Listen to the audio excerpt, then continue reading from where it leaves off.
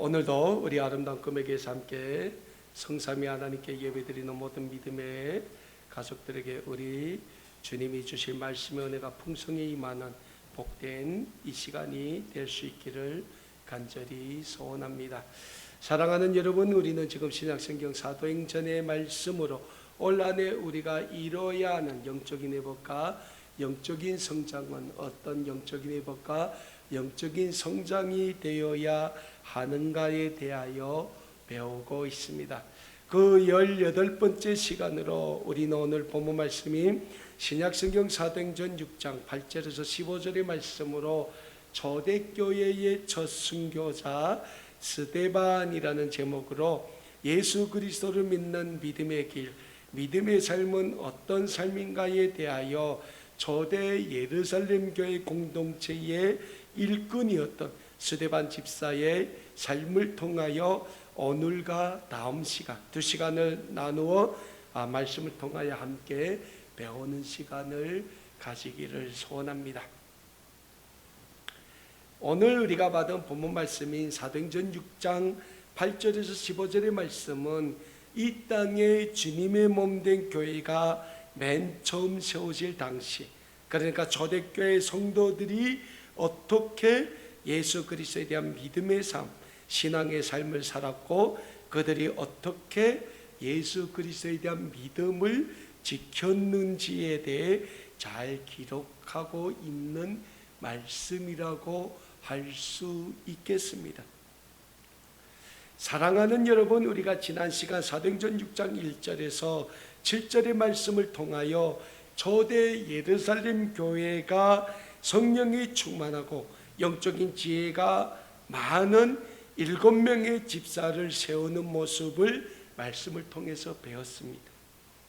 우리가 말씀을 통하여 배웠지만 초대 예루살렘 교회는 교회 공동체 안에서 사도들의 사역과 집사들의 사역을 분명히 하기 위하여 공동의회를 열고 그 공동의회에서 예루살렘 공동체 안에서 가장 성령이 충만하고 영적인 지혜가 많고 타인에게 모범이 되는 성도 7명을 뽑아 사도들에게 추천하게 됩니다. 그리고 그 예루살렘 교회 공동체가 추천한 7명의 그 성도들에게 사도들이 안수함으로 그 7명의 성도들을 초대 예루살렘 교회 공동체의 집사로 선출하게 되는 내용을 우리가 지난 시간 말씀을 통하여 배웠습니다. 그리고 이렇게 초대 예루살렘 교회 공동체의 운영과 구제, 봉사를 책임질 7명의 집사들이 선출됨으로 인하여 사도들은 예수 그리스도의 복음을 전파하고 하나님의 말씀을 가르치는 사역에만 집중하게 됩니다. 그 결과 어떻게 됩니까? 예루살렘에는 하나님의 말씀이 점점 왕성하여지고 예루살렘에 있는 제자의 수가 더 심히 많아지게 되고 허다한 유대인의 제사장들도 예수 그리스도의 복음에 순종하게 되었다라고 사도행전 6장 7절의 말씀에서는 우리에게 증거하고 있습니다. 사랑하는 여러분, 교회가 튼튼히 세워져간 결과 하나님의 말씀이 점점 왕성해졌다라고 사도행전 6장 7절에서는 분명히 말씀하고 있습니다. 그리고 하나님의 말씀, 즉 예수 그리스도의 복음이 점점 더 왕성하게 전파되어 갔다. 그러니까 전도하는 사역이 굉장히 많아졌다는 거예요. 제가 2001년도에 대한민국에 왔어요. 2002년도에 신학교에 갔습니다. 그리고 2003년도부터 제가 교회에서 교육전도사, 중등부 교육전도사를 시작을 했고 2004년도에 제가 지금 강남의 대치동에 있는 한 한국교회, 대형교회죠. 거기에서 탈북민 공동체를 세우는 사역을 맡아 진행하기 위해서 그 교회에 왔어요. 한국교회의 큰 교회들은 왜 그렇게 큰가 했더니 두드러지는 하나의 사역이 있습니다. 그게 뭡니까? 전도 사역이에요. 그 교회도 보면 매일 70인 전도대라는 게 만들어져 가지고 그 전도대원들이 복음을 들고 그 길 건너가 운마교회, 운마아파트예요. 운마교회가 얼마나 넓습니까? 거기에 가가호를 훑어 다니는 거예요. 우리 교육자들, 전도사들부터 해가지고 부목사님들은 매주 토요일 되면 오전에 다른 거 안 하고 그 운마아파트 옆에 상가가 있어요. 그 상가가 굉장히 커요. 그 상가에 있는 가게들을 훑어 다니면서 복음을 전하는 사역을 교육자들이 했어요. 한 주도 빠짐없이. 그러니까 교회가 그냥 교회를 튼튼히 세워져 가는 거는 그냥 세워져 가는 게 아니라는 거예요. 누군가는 열심히 주의 복음을 전하고 그 전하는 주의 복음에 의해서 그 복음을 들은 사람들이 교회로 몰려온다는 거예요. 근데 예루살렘, 초대 이 땅의 주님의 몸된 교회인 예루살렘 교회가 세워지면서 그 교회가 한 역할이 뭡니까? 주의 복음을 전하는 역할을 많이 했다. 자, 이런 역할을 하니까 그 교회에 대한 세상의 핍박, 박해가 따르기 시작합니다. 오늘 우리 현대사회도 마찬가지라고 생각합니다. 교회를 헐뜯는 거짓의 영들이 얼마나 많습니까? 뭐 신천지 해가지고 교회 파고들어서 교회 공동체를 무너뜨리고 그러지 않습니까? 분명한 사실은 초대교회 당시나 오늘 현대사회나 예수 그리스도의 복음이 전파되는 것에는 그 예수 그리스도의 복음을 막기 위한 거짓 영들의 책동이 끊임없이 진행되고 있다는 거예요. 그래서 사도 베드로가 우리에게 뭐라고 합니까? 오늘도 마귀 사탄이 우는 사자와 같이 삼킬 자를 찾아 두루 다니고 있다라고 사도 베드로가 우리에게 말씀하고 있는 거예요. 특히 오늘 본문 말씀인 사도행전 6장 8절에서 다음 시간에 배우게 될 사도행전 7장까지 말씀을 보면 초대 예루살렘 교회에서 일어났던 영적인 부흥운동을 저지하려고 했던 거짓 영들의 박해와 그로 인한 초대교회 성도들의 고난이 얼마나 절정에 다다랐는지 우리는 하나의 사례를 통해서 배우게 됩니다. 그 중에서 우리는 오늘 본문 말씀인 사도행전 6장 8절부터 7장의 말씀까지 나오는 초대 예루살렘 교회의 7명의 집사 중 한 명이었던 스데반 집사의 순교의 모습을 통하여 당시 이 초대교회를 막으려고 했던 이 유대인들의 종교 지도자들, 그들의 책동이 얼마나 절정에 다다랐고 그들로 인하여 이 초대교회를 지키려고 했던 이 성도들의 믿음의 삶이 얼마나 많은 고난과 박해의 삶으로 이어지게 됐는가에 대해서 배울 수 있게 됩니다. 그런 의미에서 오늘 본문 말씀인 사도행전 6장 8절에서 15절의 말씀을 배워보겠는데요. 오늘 본문 말씀인 사도행전 6장 8절은 이런 말씀으로 시작합니다. 스데반이 은혜와 권능이 충만하여 큰 기사와 표적을 민간에 행하니 라는 말씀으로 시작하고 있어요. 자, 오늘 본문 말씀 8절의 말씀은 사도행전 6장 7절의 말씀이 이어지는 말씀입니다. 사도행전 6장 7절에서는 뭐라고 말씀하고 있습니까? 초대 예루살렘 교회가 7명의 집사를 세운 후 예루살렘 교회에 하나님의 말씀이 이전보다 더 왕성하게 전파되어 제자의 수가 점점 더 늘어나고 예수 그리스도의 복음에 순종하는 유대인의 제사장의 수가 늘어났다라고 말씀하고 있지 않습니까? 다른 건 괜찮아요. 근데 6장 7절 마지막 부분에 보면 그 도에 순종하는 제사장의 수가 늘어났다라는 게 이게 이 당시에는 굉장히 파격적인 말씀이에요. 왜? 그 당시 예루살렘에 지배했던 세력이 누굽니까? 유대의 제사장들이에요. 유대인들의 종교 지도자들이 그 예루살렘을 지배했다는 거예요. 물론 당시 예루살렘은 로마의 식민지 통치 아래 있었습니다. 그래서 예루살렘의 통치권은 누구에게 있습니까? 로마의 총독 빌라도에게 있었죠. 그 아래에서 예루살렘을 지배했던 실질적인 기득권 세력이 누굽니까? 유대인의 종교 지도자들, 대제사장, 제사장, 뭐 서기관, 이런 사람들이었다는 거예요. 근데 그 기득권 세력이었던 유대인의 제사장들까지도 예수 그리스도의 복음에 순종했다는 것은 이 당시 기득권 세력이 무너지기 시작했다는 거예요. 그래서 이 유대 종교 지도자들은 어떻게 하나? 예루살렘에서 예수 그리스도의 복음이 전파되는 걸 막아야 했어요.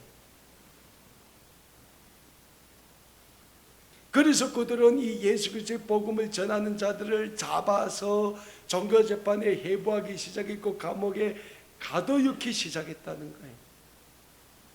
그런데 그때 당시 초대 예루살렘 교회 공동체는 7명의 집사들을 세우고 그 집사들로 하여금 교회의 운영을 책임지고 진행하게 했어요. 그런데 초대 예루살렘 교회 공동체를 보면 그때 가장 이 공동체가 진행했던 사역이 뭡니까? 구제의 사역이에요. 있는 성도들은 자기가 가진 것을 다 팔아 사도들 앞에 내어놓으면 그 7명의 집사들이 그걸 가지고 가난한 자들에게 나눠주는 구제의 사역을 했다는 거예요. 그런데 여러분, 구제의 사역이 교회 공동체에 앉아있으면 됩니까? 안 돼요.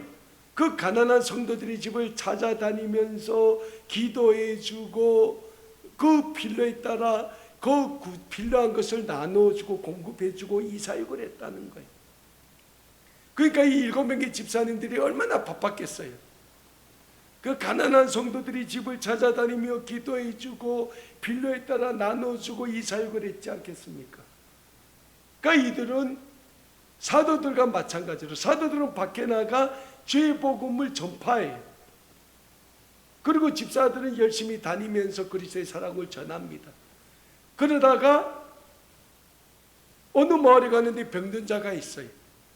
근데 그 병든 자가 딱 해서 거기에 손을 넣고 예수 그리스도의 이름으로 기도했더니 병든 자의 병이 나아지는 거예요. 귀신 들린 자가 있습니다. 그에게 가서 예수 그리스도의 이름으로 기도했더니 귀신이 떠나가는 거예요. 오늘 본문 말씀이 6장 8절에 나오는 말씀이 그 말씀이에요. 스데반이 은혜와 권능이 충만하여 큰 기사와 표적을 민간에 행하니. 그러니까 스데반 집사가 기사와 표적을 행하기 위해서 민간에 나갔겠습니까? 아니에요. 예루살렘 공동체 그 성도들을 구제하고 그들을 가가호 다니면서 신방하기 위해서 다니다라니까 그런 사람들을 만났고 그런 사람들에게 예수 그리스도의 이름으로 기도하니 병이 떠나고 귀신이 나가는 그러한 기적과 표적이 행하기 시작해요. 왜? 초대교회 7명의 집사들이 어떤 사람들입니까? 성령에 충만한 사람들을 선출했다고 했어요. 성령에 충만하다는 건 뭐예요? 영적 권능이 있다는 거예요.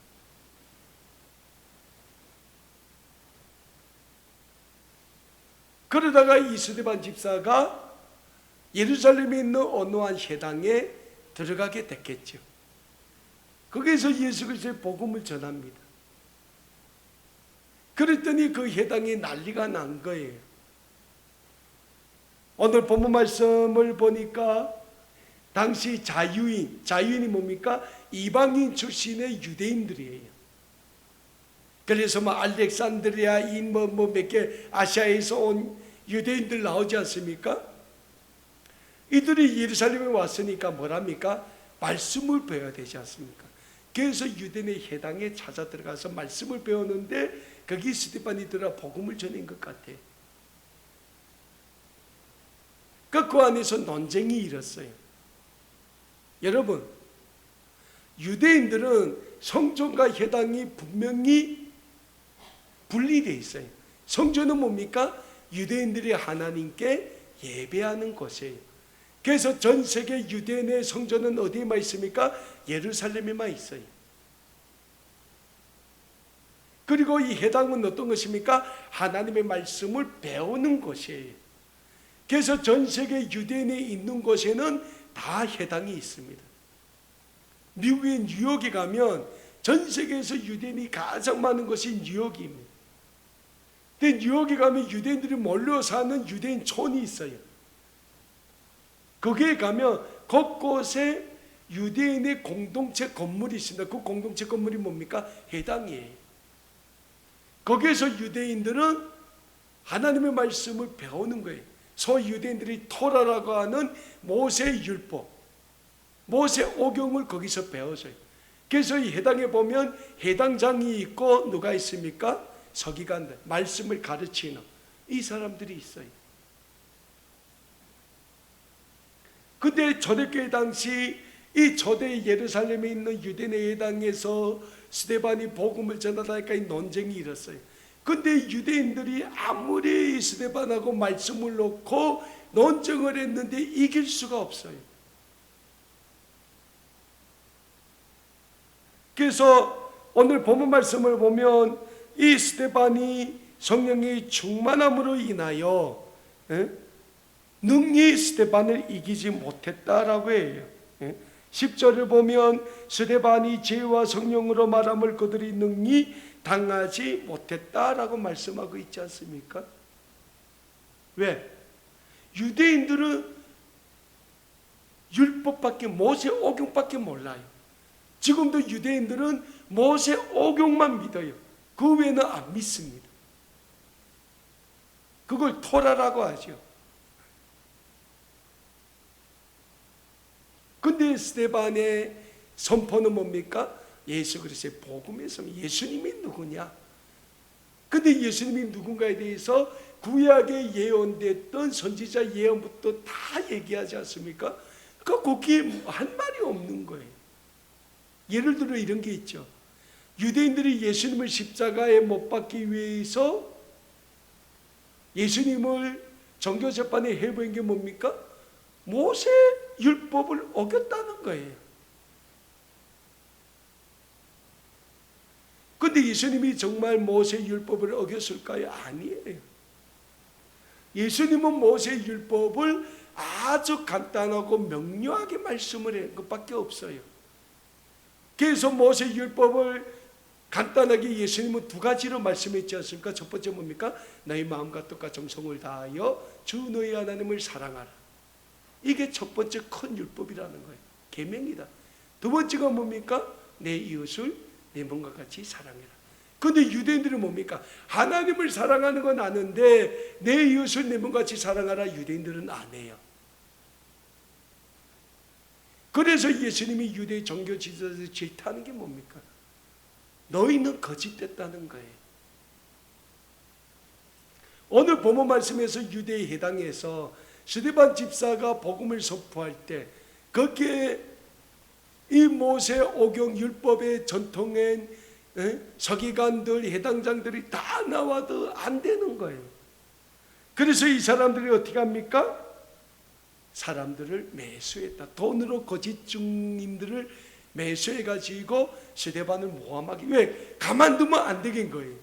그래서 어떻게 하나 스데반을 얼고 매야 되겠다 해가지고 거짓 증인들을 매수해가지고 스데반을 정교재판에 해부합니다.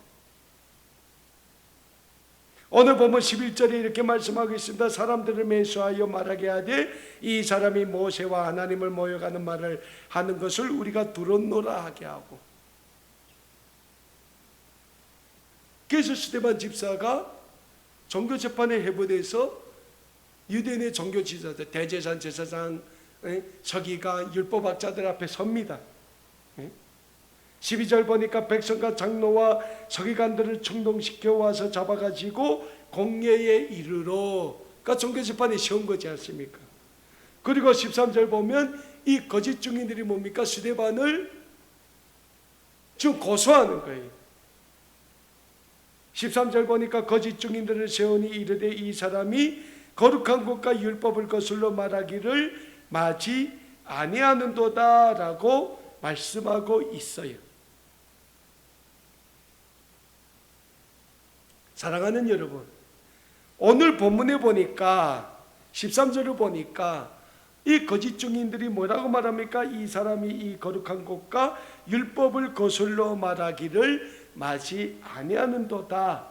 그리고 14절에 뭐라 합니까? 그의 말에 이 나사렛 예수가 이것을 걸고 또 모세가 우리에게 전하여 준 규례를 고치겠다함을 우리가 들었노라 하거늘.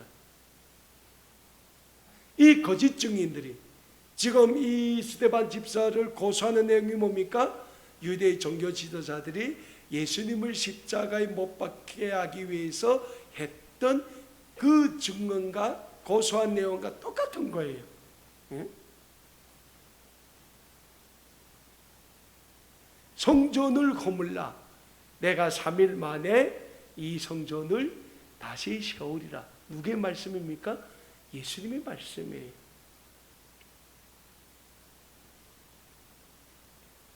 요한복음, 우리가 신학생의 요한복음 2장 13절에서 22절을 보면 예수님이 유대인의 명절 중에서 가장 큰 명절이라고 했던 유월절을 맞으며 예루살렘에 들어가셔 예루살렘 성전 앞에서 하나님께 드려야 될 이 제물을 돈으로 사고 파는 그 광경을 보시고 그 장사꾼들의 상을 다 뒤집어 펴면서 이런 말씀을 하는 걸 찾아보게 됩니다. 너희가 이 성전을 허물라 내가 3일 만에 다시 세우리라. 이 말씀 뭡니까? 예수님이 인류의 모든 죄악을 지시고 십자가에 못 박혀 죽으신 후 3일 만에 다시 살아나심으로 인류의 모든 죄에서 해방시켜 주시겠다는 이 언약의 말씀을 예수님이 오늘 이 요한복음 2장에서 비유로 하신 말씀이지 않습니까? 그러니까 유대의 종교지도자는 뭡니까? 우리가 40년을 걸쳐서 이 성전을 세웠는데 저 사람이 뭐길래 이 성전을 3일 만에 다시 짓겠다고 하냐. 인간의 지혜로는, 인간의 눈으로는 도저히 이해가 안 되는 말씀임에도 불구하고 예수님이 누구십니까? 우리 인류 구원의 주님이시지 않아요? 예수님이 하나님이시지 않아요? 예수님은 무엇이든 다 알 수 있는 분이기 때문에 그 죄악 많은 예루살렘 성전을 허물고 그 자리에 예수님의 복음으로 인하여 새로운 구원받는 구원의 백성의 그 자리를 만들어 주시겠다는 말씀인 거예요. 그런데 유대 종교 지도자들은 도저히 이 말씀에 순종도 할 수 없고 납득도 할 수 없는 거예요.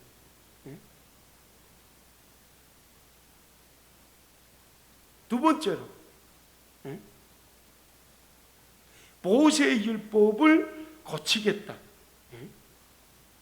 이 내용은 예수님이 십자가에서 율법을 완성시키셨음을 뜻하는 말씀이 아닙니까? 사도 바울이 너희가 율법에 매여 있는 걸 그리스도께서 십자가에서 그 죄의 저주에서 해방시켜 주셨다라고 말씀하고 있는 거예요. 여러분, 율법대로 살 수 있는 사람은 이 세상에 아무도 없어요. 그래서 유대인들은 율법에 매여서 살다나니 그들의 삶은 하나의 종교적인 삶인 거예요. 그렇다면 오늘 우리의 삶을 봅시다. 우리의 삶은 진정으로 예수 그리스도의 그 십자가 부활의 구원의 은혜를 믿는 믿음의 삶을 살고 있습니까? 아니면 유대인들처럼 하나의 종교적인 삶을 살고 있습니까? 우리는 어느 본문 말씀 앞에서 우리는 답해야 돼요. 분명한 것은 우리는 이 유대인들처럼 종교적인 삶을 살아서는 안 된다는 거예요. 왜? 예수님의 그 십자가 부활이 우리에게 주는 그 능력은 우리에게 살아 생명력 있는 삶을 준다는 거예요. 스데반이 종교재판에 해부됐을 때 이러다 내가 죽겠구나라는 걸 몰랐겠습니까? 알았어요. 그럼에도 스데반은 그 유대인의 종교재판 자리 자체도 두려워하지 않았다는 거예요. 오늘 15절 말씀 보십시오. 15절에서 우리에게 뭐라 말씀하십니까? 공회 중에 앉은 사람들이 다 스데반을 주목하여 보니 그 얼굴이 천사의 얼굴 같았다라고 말씀하고 있어요. 그러니까 그 종교재판에 재판 자리에 앉았던 유대인의 대제사장, 제사장들, 서기관들, 율법학자들이 다 스데반의 얼굴을 주목하는 거예요. 왜? 저 사람의 얼굴에 두려움이 있는가? 우리에 대한 두려움이 있는가? 근데 없는 거예요. 그 얼굴을 보니 그 얼굴이 천사의 얼굴 같았다는 거예요. 하나의 죄도 찾을 수 없는 얼굴이라는 거예요. 여러분, 오늘 현대사회를 우리가 돌아볼 때 오늘 현대사회도 마찬가지입니다. 물론 우리 교회가 세상으로부터 비난받는 행위를 많이 한 것은 사실입니다. 그럼에도 불구하고 우리 교회는 교회에 주신 하나님의 시대적 사명을 감당하기 위하여 정말 많은 사역을 했어요. 6.25 전쟁이 끝나고 이 사회가 얼마나 어려웠습니까? 그때 이 사회를 향한 구제의 사역을 제일 먼저 한 게 뭡니까? 교회예요. 교회.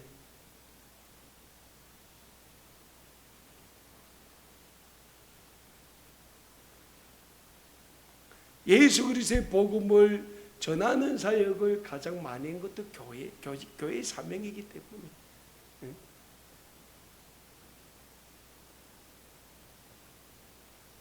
그리고 그런 교회의 사역을 맡기 위하여 이 세상, 그리고 거짓된 영들은 오늘도 끊임없이 그 교회의 사역을 맡고 교회가 이 땅에 세워지는 걸 막기 위해서 온갖 책동을 다 하고 있는 거예요. 이단들은 이단대로 교회를 허물기 위해서 책동하고 있죠. 세상은 세상대로 세상의 논리와 세상의 잣대를 교회에 들이대고 있죠. 그러면 그러한 환경 가운데서 우리 교회는 어떻게 해야 되냐 할 때 우리는 초대교회의 이 모습을 우리는 다시 교회 공동체 안에서부터 회복하기에 힘써야 된다는 거예요. 그리고 그러한 길이 쉬운 길은 아니에요. 어찌 보면 우리가 가진 것을 교회 공동체에 내놔야 될 때도 있고 많은 우리의 헌신을 요구하고 있다는 거예요. 그럴 때 우리 교회를 통하여 우리는 예수님이 우리를 불러주셨을 때 우리에게 말씀하신 빛과 소금의 삶을 우리는 감당하고 해나갈 수 있게 되는 겁니다. 무엇보다 교회는 말씀이 살아있어야 돼요. 교회를 통하여 예수 그리스도의 복음이 선포돼야 됩니다.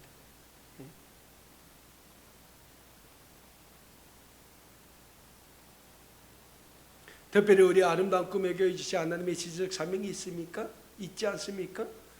우리가 이 교회에서 말씀으로 잘 준비돼 가지고 하나님이 우리를 부르실 때 우리가 우리의 고향 땅에 돌아가서 예수 그리스도의 복음을 전하고 예수 그리스도의 복음을 전파함으로 인하여 그 땅에 무너진 주님의 몸된 교회들을 다시 세우는 것이 우리 아름다운 꿈의 교회 주신 하나님의 시대적 사명이지 않습니까? 그 사명을 위해서 어떤 집사님은 그 교회를 세우는데 건축원금도 계속 내시고 기도하시면서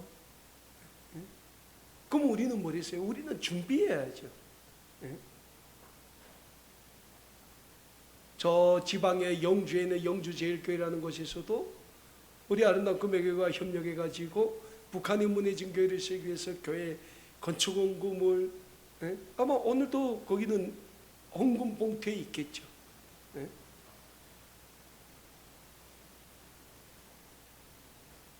모든 교회의 사역은 우리가 하는 게 아닙니다. 하나님이 주장하신다는 거예요. 다만 우리는 그 하나님의 사역에 순종하는 길밖에 없어요. 그러자면 먼저 어떻게 해야 됩니까?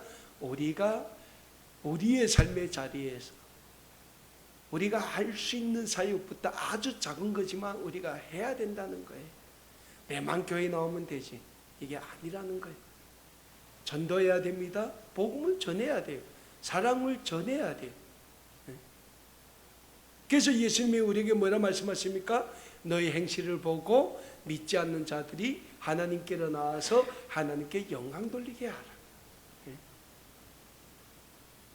근데 그 길이 쉽지 않다는 거예요.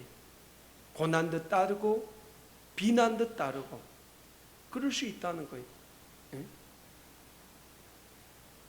그러면 그것이 무서워서 우리가 해야 될 것을 못하냐? 아니라는 거예요. 우리는 늘 하나님을 믿는 믿음 안에서, 예수 그리스도를 믿는 그 복음 안에서 우리는 이 세상이 우리를 향하여 뭐라고 하더라도 우리는 그 복음의 길, 믿음의 길을 우리는 가야 된다는 거예요. 그럴 때 중요한 것은 이 세상의 그 어떤 거짓된 영, 이 세상이 우리를 이길 수 없게 된다는 거예요. 다음 시간벽에 스데반 집사는 결국 돌에 맞아 순교합니다. 근데 순교하면서 스데반 집사가 자기한테 돌을 던지고 조롱하고 그런 사람들이 향하여 하나님께 기도합니다. 무슨 주 예수여, 저들의 영혼을 받아주십시오. 그들을 위해 기도했다는 거예요. 우리도 오늘 말씀을 통해서 배운 것처럼 우리가 어디에 있든지 어떤 삶의 환경에 있든지 하나님이 예수 그리스도를 통하여 우리에게 주신 그 구원의 은혜를 잊지 말고 우리는 늘 그 복음에 순종하는 순종의 삶을 살아갈 때 하나님은 우리를 통하여 주님의 몸된 교회를 더욱 튼튼하게 세워가게 된다는 영적인 진리를 잊지 마시고 늘 예수 그리스도의 복음에 순종하는 순종의 삶, 믿음의 삶을 살아가시는 우리 모든 믿음의 가족도 되실 수 있기를 예수 그리스도의 이름으로 간절히 소원합니다. 기도하겠습니다.